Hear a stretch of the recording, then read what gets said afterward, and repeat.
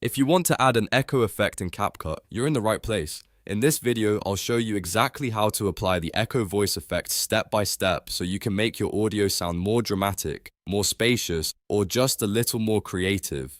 This is a simple edit, but it can make a huge difference in the final feel of your video. And if this tutorial helps you out, make sure to hit like and subscribe for more easy CapCut tips and editing guides.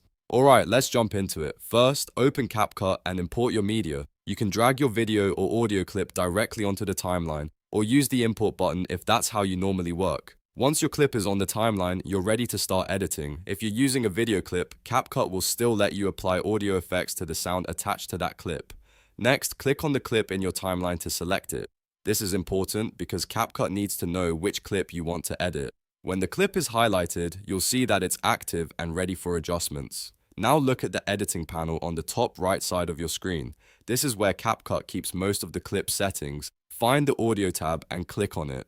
Inside the audio section, you'll see several different tools that let you change the sound of your clip. From there, locate Voice Changer. Click on the Voice Changer to open the voice effect options. This is the area where CapCut lets you transform the sound of your audio with different presets and filters. Next, click on Voice Filters to expand the list of available effects. You may see multiple choices here, depending on your version of CapCut and whether you're using the free or pro features. Take a moment to scroll through the list so you can find the effect you want. Now scroll down and select Echo. Make sure you choose the standard free version of Echo because some acoustic style variants may require a pro subscription. Once you click Echo, CapCut should apply the effect to your selected clip right away. After that, play back the timeline and listen to how the echo sounds. If it's too strong or not noticeable enough, you may want to adjust your clip, duplicate the audio, or try a different preset depending on your project. The goal is to make sure the effect fits naturally with your content, and that's really all there is to it.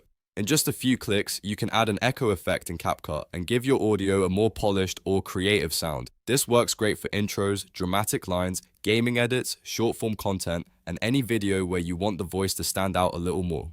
If this video helped you, please hit the like button and subscribe to the channel for more quick CapCut tutorials, editing tricks, and beginner-friendly how-to guides. Thanks for watching, and I'll see you in the next one.